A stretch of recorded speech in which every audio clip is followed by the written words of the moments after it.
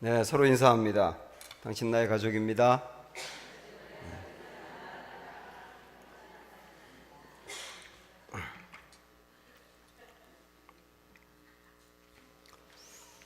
오늘은 준비된 선물 보따리, 이런 제목이 되겠습니다.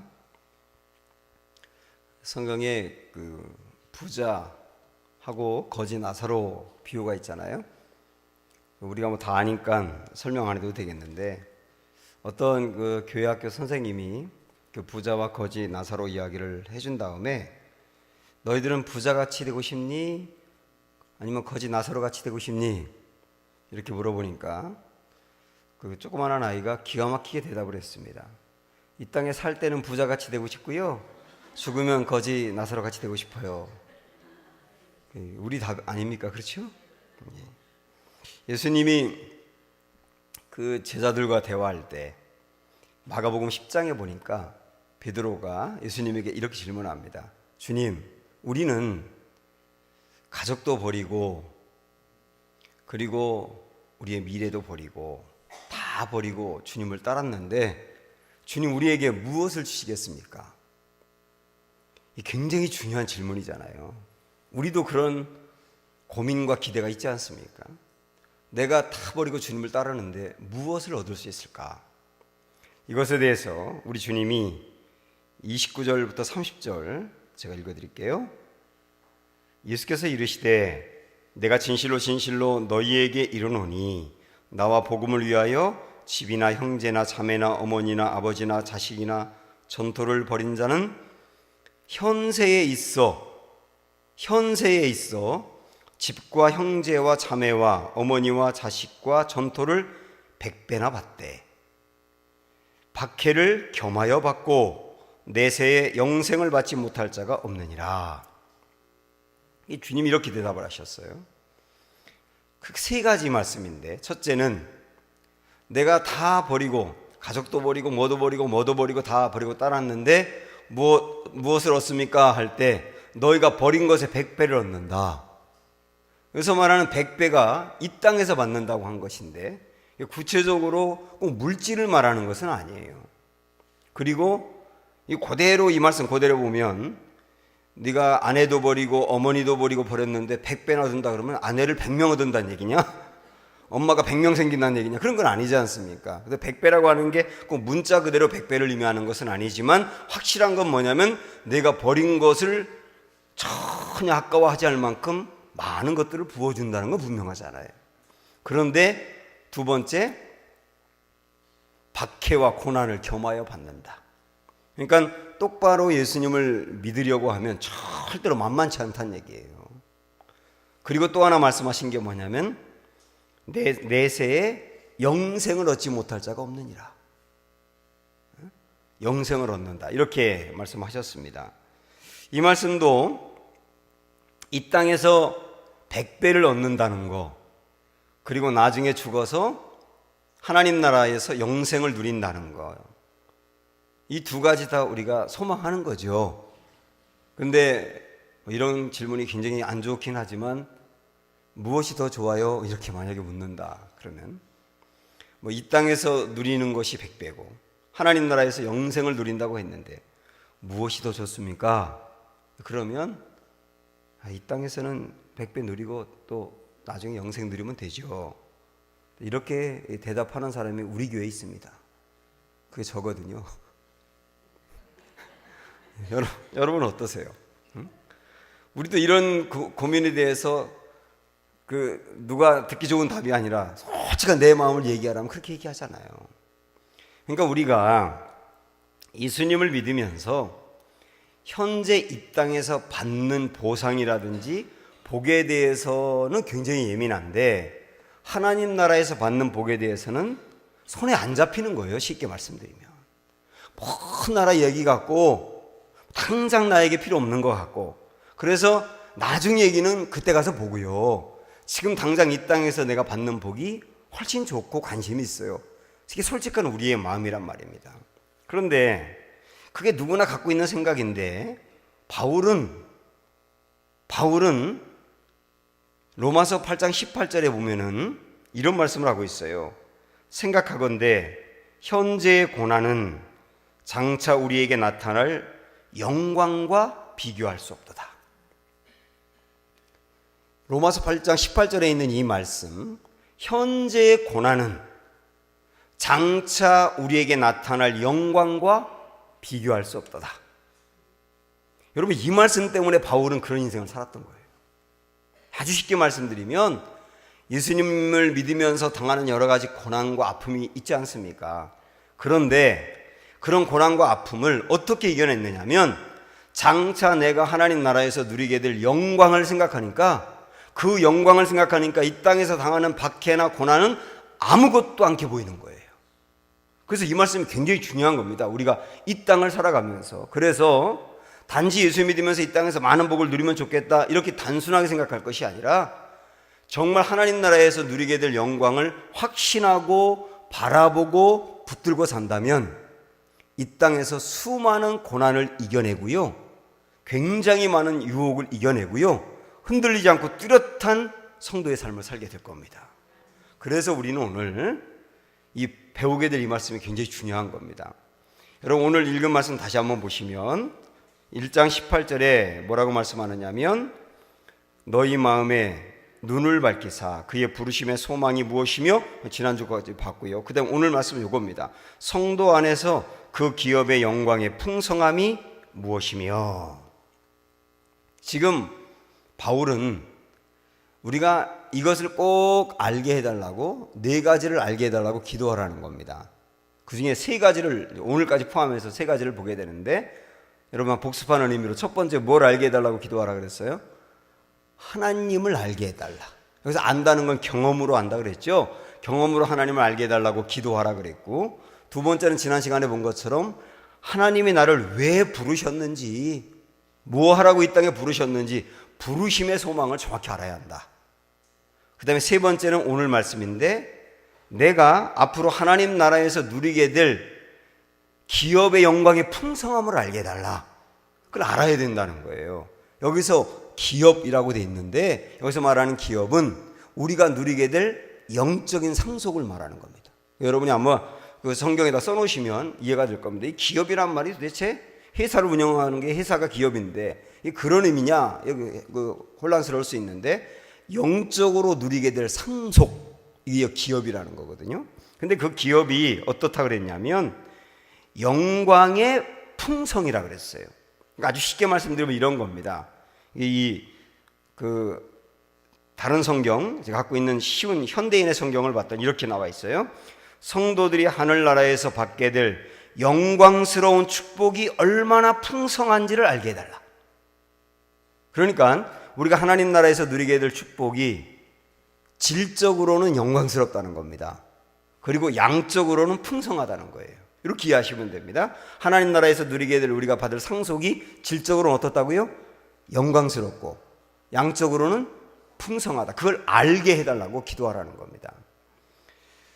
이것이 우리가 지금부터 이제 보게 될 하나님 나라에서 누리게 될 이 기업이, 영광스럽고 풍성한 이 기업이 오늘 하나님이 우리에게 주려고 준비하고 있는 선물 보따리입니다. 주님이 예비하고 계세요. 지금 예비하고 있다면 우리가 알고 기대해야 되잖아요. 그래서 오늘 보겠는데 크게 4가지입니다. 이 상속이 무엇인지. 첫째, 하나님 나라, 천국이죠. 하나님 나라와 반대되는 게 이 세상의 나라지요. 여러분, 이 세상 나라에 소망이 있습니까? 네? 우리가 그토록 집착하고 살고 있는 이 세상 나라, 소망이 있으세요? 창세기 6장에서 하나님은 하나님이 만드신 이 세상 나라를 보고 한탄하셨다 그랬어요. 괜히 만들었다. 그럴 정도로 한탄하셨다. 그리고 홍수로 멸했는데, 하나님이 한탄했던 이 세상을 오늘과 비교해 본다면 어떨까? 오늘의 이 세상을 바라보면 하나님은 어떠실까? 똑같이 한탄하실 거예요. 사단은 한 세기에 1명 정도 아주 똑똑한 천재를 딱 선택해서 그 사람의 생각과 철학과 사상을 통해서 하나님을 엄청나게 대적하게 만들었습니다. 그랬던 사람 중에 한 명이 찰스 다윈이라는 사람이에요. 진화론을 만들었던 찰스 다윈이라는 사람.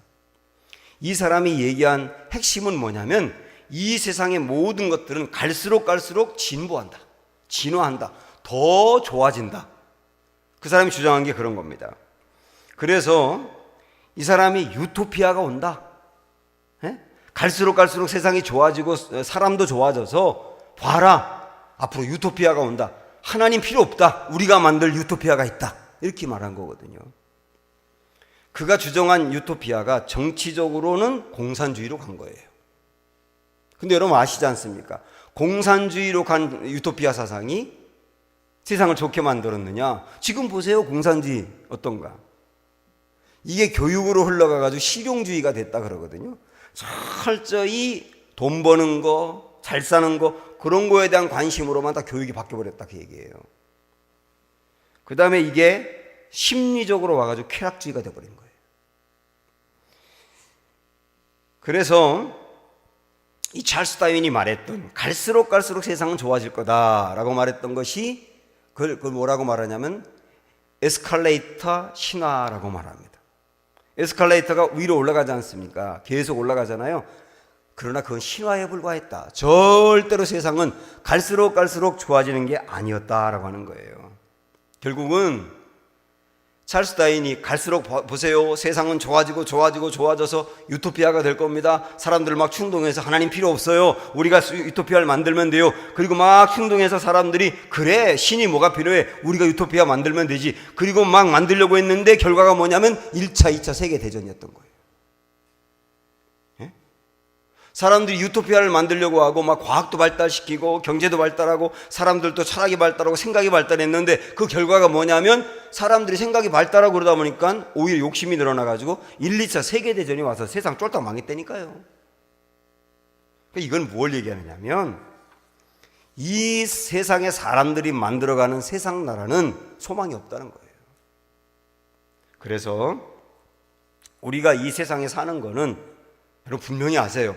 이 세상에 소망을 두고 사는 게 아니라 이 세상을 치유하기 위해 사는 겁니다, 사실은.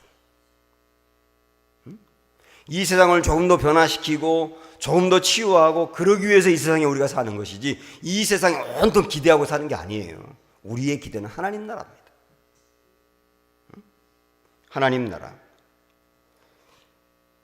하나님 나라 천국인데 이 천국은 어떤 곳이냐? 우리가 뭐 알고 있지만 상징적인 의미로 표현했던 이사야 11장 6절 9절 있는 말씀.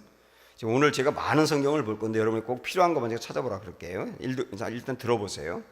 그때에 이리가 어린 양과 함께 살며 표범이 어린 염소와 함께 누우며 송아지와 어린 사자와 살찐 짐승이 함께 있어 어린아이에게 끌리며 암소와 곰이 함께 먹으며 그것들의 새끼가 함께 엎드리며 사자가 소처럼 풀을 먹을 것이며 젖먹는 아이가 독사의 구멍에서 장난하며 젖된 어린아이가 독사의 굴에 손을 넣을 것이라. 내 거룩한 산 모든 곳에서 해됨도 없고 상함도 없을 것이니 이는 물이 바다를 덮음같이 여호와를 아는 지식이 세상에 충만할 것임이니라.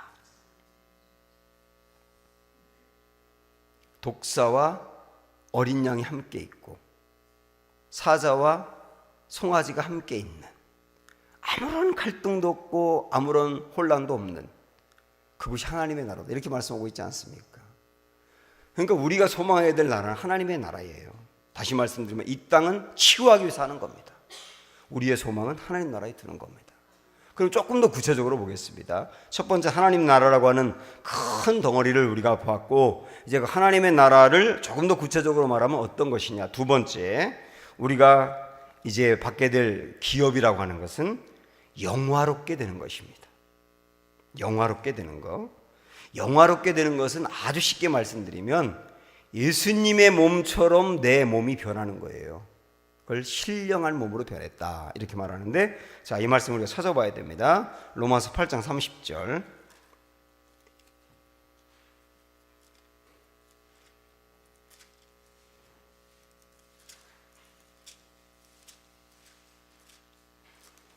로마서 8장 30절, 신약성경 250조. 자, 하나님이 우리를 결국 어떻게 이끌어 가실 것이냐 하는 게 나와 있거든요. 30절 시작. 또 미리 정하신 그들을 또한 부르시고 부르신 그들을 또한 의롭다 하시고 의롭다 하신 그들을 또한 영화롭게 하셨느니라. 이렇게 말씀하죠. 하나님이 우리를 미리 정하셨다. 그렇죠? 미리 정하셨다. 미리 정하신 그들을 부르셨다. 우리를 불러서 주님께 나오게 했다 그 말이죠. 그 다음에 부르신 그들을 의롭다 하셨다는 말은 칭의해서 구원받게 했다. 그런데 구원받고 난 다음에 그것으로 끝나는 게 아니라 그 다음 뭐라고 되어 있냐면 의롭다 하신 그들을 또한 어떻게 한다 그랬어요? 영화롭게 한다 그랬어요. 이게 우리가 가야 될 최종적인 것입니다. 근데 영화롭게 하셨느니라. 예? 하실 것이다가 아니에요. 영화롭게 하셨느냐. 왜 이렇게 과거형을 쓰고 있느냐 하면 미래에 있을 일이지만 과거형을 쓰는 것은 아주 분명한 사실일 때, 앞으로 일어날 일이지만은 너무 분명한 사실일 때는 성경에서는 과거형을 쓰고 있어요. 여러분 이거 알면 은혜가 됩니다. 여기서도 앞으로 우리가 영화롭게 될 것이지만 이미 영화롭게 하기로 작정했기 때문에 영화롭게 된 거나 마찬가지라는 거예요. 여기서 말하는 영화롭게 된다는 게 뭐냐면 예수님처럼 우리의 몸이 신령하게 변화된다는 뜻이에요. 자, 거기서 뒤로 조금만 더 가보세요. 빌립보서 3장 21절.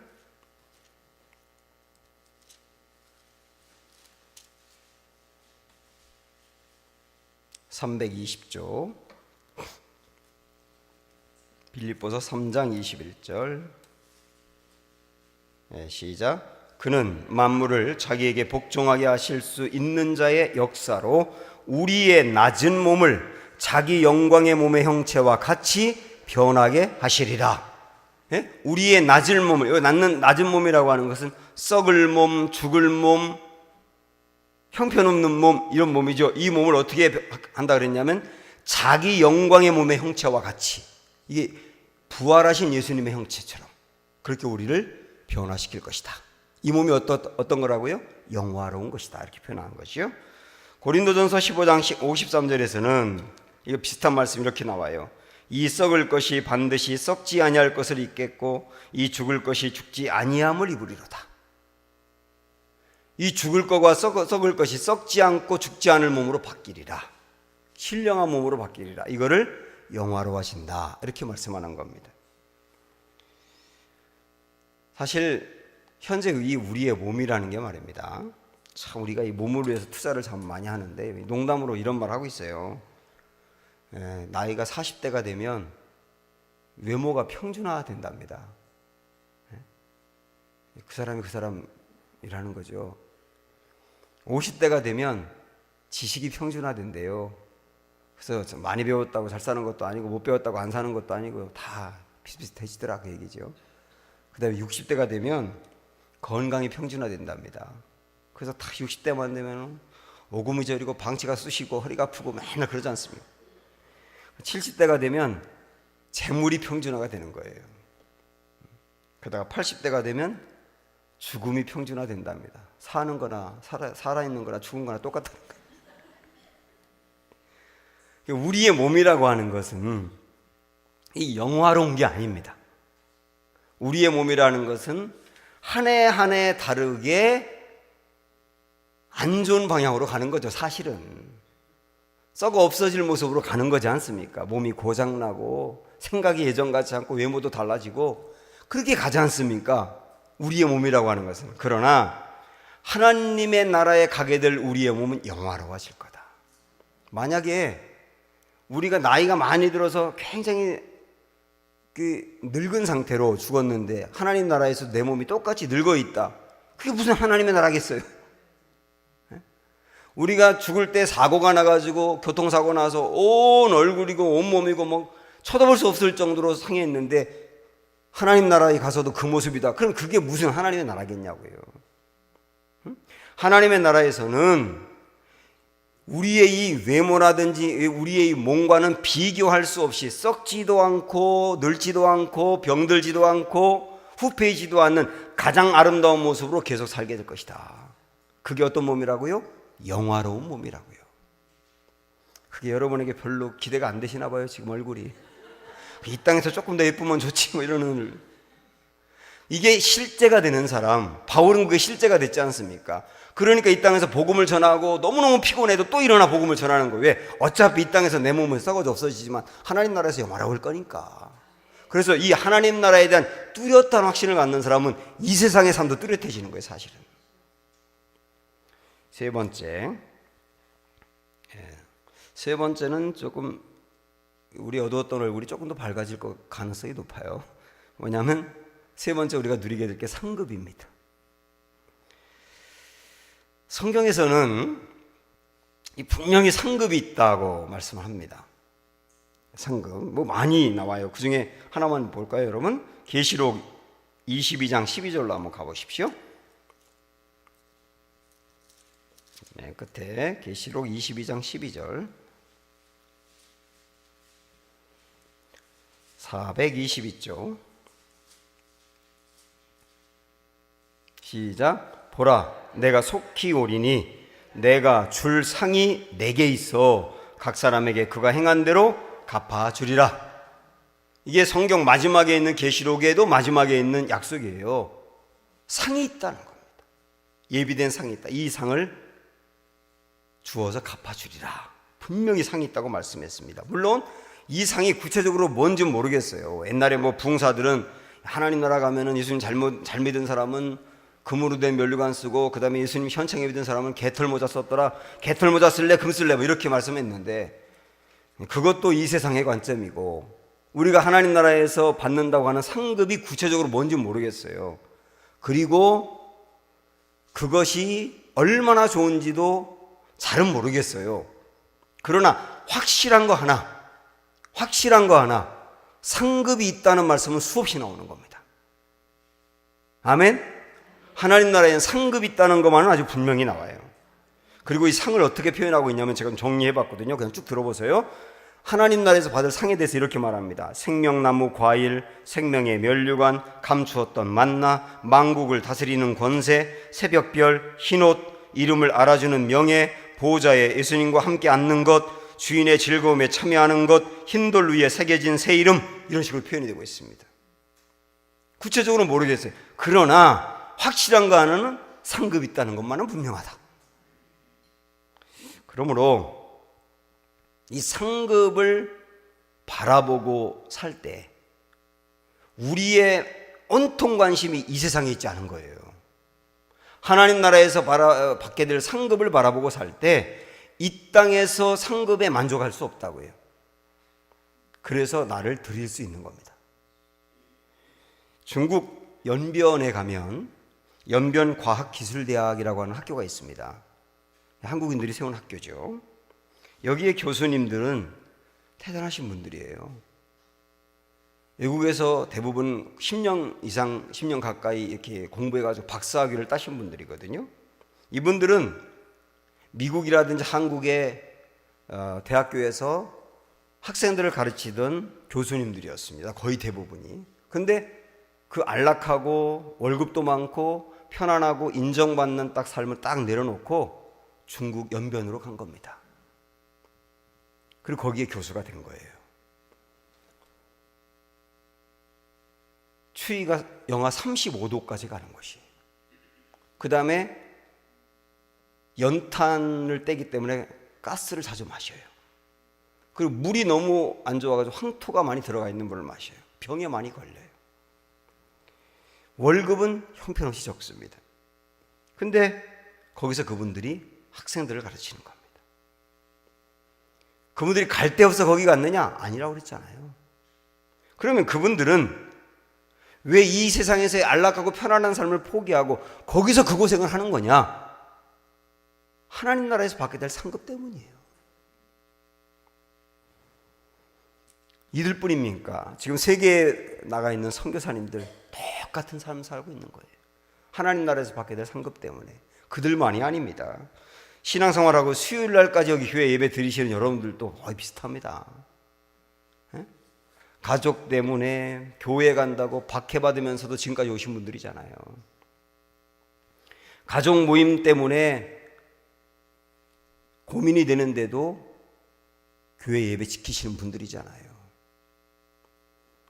우리 전사님하고 지난번 얘기하는데 제가 야, 우리 그 계산동 쪽에서 오시는 우리 할머니 권사님들 정말 대단한 분들이라고, 여기 계신 우리 권사님들 정말 대단한 분들이라고 제가 그랬더니 우리 전사님 뭐라 그러냐면 정말 대단한 분들이세요.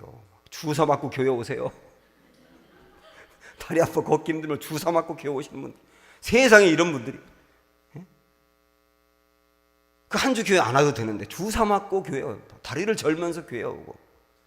왜 그러겠습니까 여러분? 하나님 나라에서 받은 상급 때문이죠.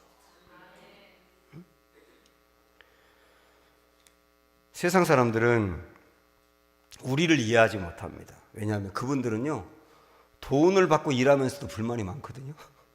근데 우리는 돈을 내고 일하면서 좋대. 11조다 뭐다 해서 돈을 내면서 교회 일하는 게 좋대. 청소하는 게 화장실 청소하고 좋대. 어떻게 이해를 하겠어요 그분들이. 근데 우리는 왜 이러는 거죠? 하나님 나라에서 받을 상급 때문에. 어떻게 이렇게 신앙생활 하는 분들이 상급이 없을 수 있겠어요? 성경에서 약속했지 않습니까? 그 상급이 있다고. 자, 여러분 이 상급을 소망하시기 바랍니다. 이 상급을 소망하면서 흔들리지 않고 달려갔던 바울의 모습을 한번 우리 말씀으로 한번 확인해 볼까요? 디모데후서 4장으로 한번 가보십시오.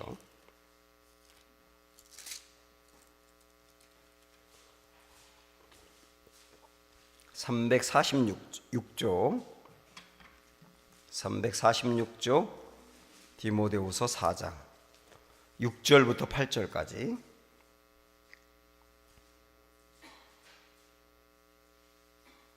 자, 6절 찾으셨어요? 시작. 전제와 같이 내가 벌써 부어지고. 여기까지. 잠깐만, 이 전제라고 나와 있는데요, 이 전제는 구약시대 드렸던 제사의 일종인데, 이 전제의 특징은 뭐냐면 거기에 피나 포도주를 부어서 드리는 제사였는데, 중요한 특징은 뭐냐면 한 방울도 남김없이 다 드린다는 게 특징이에요. 관제라고도 말합니다. 다른 성경에는 관제라고도 나와 있는데 관제, 전제 똑같은 말이에요. 특징이 뭐라고요? 한 방울도 남김없이 다 쏟아붓는 거. 그래서 바울이 그러는 겁니다. 내가 전제와 같이 부어줬다. 그 말은 뭡니까? 나 한 방울 남김없이 내 인생 하나님께 다 드렸다는 거예요. 이 디모데후서는 바울의 인생의 말년에 쓴 거 아닙니까? 그러니까 그가 인생의 말년에 생각하는 거예요. 내 인생 피도 땀도 눈물도 한 방울 남김없이 주님께 다 드렸다. 그렇게 말하는 거거든요. 그러면서 6절 뒷부분에 보면 나의 떠날 시각이 가까웠다. 그렇게 살다 보니 내 인생 마칠 날이 가까웠구나 그러는데, 그 다음 7절 보시면 나는 선한 싸움을 싸우고 나의 달려갈 길을 마치고 믿음을 지켰으니, 나 그렇게 지금까지 살아왔다. 그 이유가 뭐라고 나와 있냐면 8절 다 같이 시작. 이제후로는 나를 위하여 의의 면류관이 예비되었으므로 주 곧 의로우신 재판장이 그날에 내게 주실 것이며. 그날이 언제입니까? 하나님 나라 가는 날이에요. 바울이 왜 그의 인생을 한 방울도 남김없이 다 주님께 전제와 같이 부음이 됐다고 말씀하는 겁니까? 하나님 나라에서 그날 받게 될 면류관 쓰려고, 상급 받으려고, 이 땅에서가 아니라 하나님 나라에서 받을 그 상급을 바라보며 달려왔다. 그러면서 그 뒤에 뭐라고 말씀하냐면 내게만 아니라 주의 나타나심을 사모하는 모든 자에게도니라. 우리에게도 이 상급이 기다리고 있다. 사랑하는 여러분, 우리 예수 믿는 거 절대 쉬운 일은 아니지만, 그러나 이 말씀 붙드십시오. 전제와 같이 부음이 되었다. 나의 달려갈 길을 내가 마칠 기약이 다가올 때까지 나는 선한 싸움을 싸웠다. 그때 주님이 정확히는 알 수 없지만 영광의 면류관을 우리에게 씌워줄 것입니다. 그게 정확히 뭔지는 모르겠어요. 그러나 이것만은 분명할 겁니다. 우리가 그 면류관을 쓰는 날 깜짝 놀라면서 내가 그렇게 기대하고 영광의 면류관이 무엇일까, 상금이 무엇일까 기대한 것과는 비교할 수 없을 정도로 좋은 것일 거예요. 그 면류관이 우리를 기다리고 있는 겁니다. 이게 상급입니다. 마지막 하나 더, 복락이라는 게, 복락. 이게 이제 우리가 받게 될 영적인 기업인데요. 복락은 뭐냐면 하나님 나라에 들어가서 영원토록 누리게 되는 모든 행복을 말하는 겁니다. 하나님 나라에 들어가서 누리게 되는 모든 행복을 통칭해서 복락이라고 말하거든요. 천국이 어떤 곳일까 궁금하시죠? 어거스틴이 했던 이 말이 참 좋아요. 제가 좀 천천히 읽어드릴게요. 어거스틴은 천국을 이렇게 표현합니다. 천국에 들어가면 우리는 쉬고 또 쉬면서, 보고 또 보면서, 사랑하고 또 사랑하면서 찬송할 것이다. 천국에 들어가면 우리는 쉬고 또 쉬면서, 보고 또 보면서, 사랑하고 또 사랑하면서 찬송할 것이다. 계시록 14장 13절에 보니까 또 내가 들으니 하늘에서 음성이 나서 이르되 기록하라, 지금 이후로 주 안에서 죽는 자들은 복이 있도다 하시매 성령이 이르시되 그러하다, 그들이 수고를 그치고 쉬리니. 하나님 나라에 대해서 뭐라고 말씀했냐면 수고를 그치고 쉬리니 그랬어요. 수고를 그치고 쉬리니. 천국에서는 쉼이 있는 곳입니다. 쉼이 있는 곳. 이 땅에서도 너무 피곤할 때 잠을 한숨 자고 나면 온몸이 회복되지 않습니까? 그 쉼의 은혜잖아요. 그런데 그런 쉬었을 때 충만하게 회복되어 가는 것 같은 그런 쉼만 모아진 곳이 하나님 나라라는 거예요. 또 본다고 말씀했지 않습니까? 천국에서는 그 좋은 것을 다 보며 삽니다. 무엇보다도 예수님을 대면하여 볼 겁니다. 우리가 그 다음에 먼저 간 성도들을 만나서 함께 대면하여 볼 겁니다. 그게 천국이에요. 또 사랑하며 또 사랑한다고 했습니다. 천국은 사랑밖에 없어요. 이 땅은 가족끼리도 갈등이 많잖아요. 오늘 또 여러분 부부싸움하고 오신 분들이 있을 거 아니에요. 천국은 갈등이 없는 곳, 사랑만 있는 곳, 미움이 없는 곳, 사랑만 있는 곳, 분노가 없는 곳, 사랑만 있는 곳. 그래서 저는요, 천국이 이 땅에 없는데 그 땅에만 있는 것이 있어서 좋아요. 이 땅에는 없는데 그 땅에만 있어요. 그게 뭐냐면 온갖 보석입니다. 듣도 보도 못한 홍보석, 무슨 녹보석, 홍만호, 듣도 보도 못한 그 보석들이 거기엔 돌처럼 많아요. 돌처럼. 여러분들이 외국 가서 그 비싼 수천만 원 주고 사온 것이 혹시 있다면 그게 천국에서는 막 가다 보면 발로 차면 그게 있는 거예요. 거기에. 너무 비싸게 사지 마세요. 억울하잖아. 아유, 거기서 1,000만 원 주고 산 게 여기 돌이네. 억울하잖아요. 이 땅에 없는데 그 땅에 있는 것 때문에 좋다. 근데 그보다 더 좋은 게 뭔지 아십니까? 이 땅에 있는데 거기 없는 게 있어요. 그래서 더 좋아요. 이 땅에 있는데 거기 없어요. 뭘까요? 죽음, 슬픔, 사고, 분노, 사건, 미움, 질병, 이런 것들이 이 땅에 있는데 거긴 없어서 좋아요. 그게 복락인 겁니다. 그래서 입에서 찬양만 나온다. 입에서 찬양만 나온다. 거기서 매일 하는 게 찬양이에요. 찬양 시간 싫은 사람은 천국 가면 큰일 나요. 그냥 거기서 매일 찬양하는 거.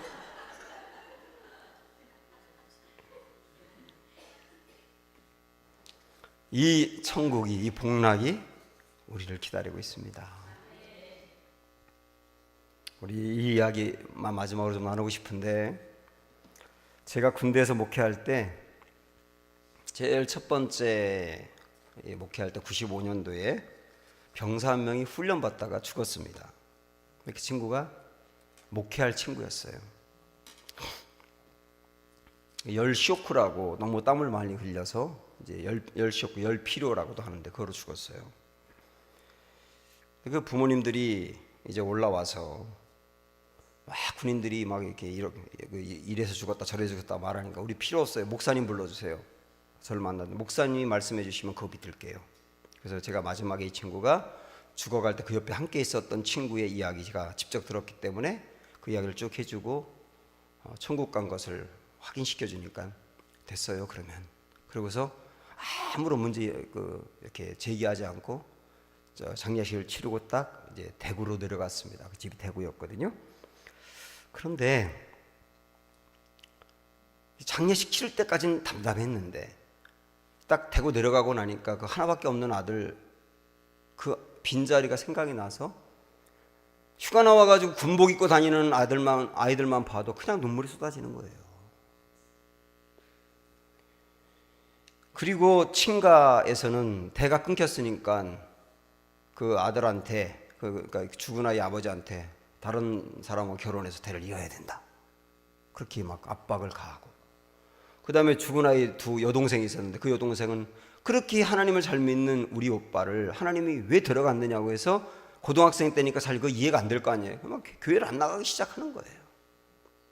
너무너무 힘들고 어려운데, 그때 저는 이제 처음 군목 시작했을 때인데 그 친구 장례를 제가 치르면서 내가 기도하지 못해서 그런 것 같아가지고 너무 죄송해서 제가 일주일에 한 번씩 그 부모님께 편지를 썼어요.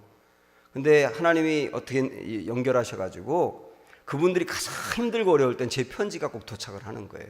그래서 편지 읽으면서 다시 읽으면서 일어서고 그러다 보니까 이분들이 야, 이 목사님은 하나님 우리에게 특별히 보내준 분인가 보다 해서 저한테 제안을 해가지고 목사님을 우리 아들로 생각하면 안 되겠냐고, 그래가지고 부모와 자녀 관계가 됐어요. 그래서 아주 굉장히 오랜 기간 동안 지금 어떻게 하다가 우리 연결이 끊어졌는데 굉장히 긴 시간 동안 정말 아들같이 그리고 부모님같이 이렇게 지내며 왔는데, 하루는 너무 힘들고 어려워서 아들이 보고 싶고 너무 힘들고 어려워 살 소망이 없어서 자살할까?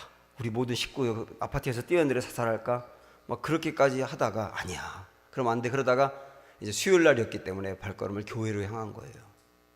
교회에 딱 2층에 올라가서 딱 앉자마자 기도를 시작하는데 죽은 아들 생각이 나서 막 하염없이 눈물이 쏟아졌어요. 그런데 그때 순간적으로 너무 선명한 환상이 보이더랍니다. 근데 죽은 아들이 딱 나타났는데 얼굴에서 빛이 나더라는 거예요. 그래서 그 아들이 하얀 손수건으로 엄마 눈물을 탁탁 닦아주면서 엄마, 내가 가 있는 곳이 너무 좋아. 내가 가 있는 천국이 너무 좋아. 엄마 여기서 나 만나야지.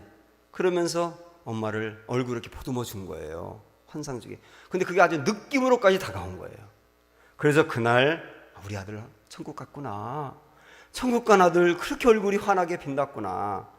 그때 그걸 믿음으로 딱 받고 거기서 극복하고 일어섰어요. 그래서 그 아들이 죽은 부대에 거기 와가지고 온 병사들 다 모아놓고 간증을 한 거 아닙니까? 사랑하는 여러분, 이 땅은 고난이 많고 예수 믿는 것이 절대로 만만치 않고요, 피상적으로 예수님을 믿으려면 믿을 수 있어요. 그러나 똑바로 믿으려면 박해도 많고 유혹도 많고 불이익도 많고 절대로 쉽지 않은 겁니다. 그러나 사랑하는 여러분, 우리가 가야 될 하나님의 나라, 오늘 우리가 먼저 보여줬지 않습니까? 그 영광스럽고 풍성한 하나님의 나라가 우리를 기다리고 있다는 거, 이 소망을 늘 품고 사시는 중에 이 땅에서 고난 이겨내시고 유혹 이겨내시고 우뚝 일어서서 승리하는 우리 모두가 되시기를 주님의 이름으로 축복합니다. 기도합니다.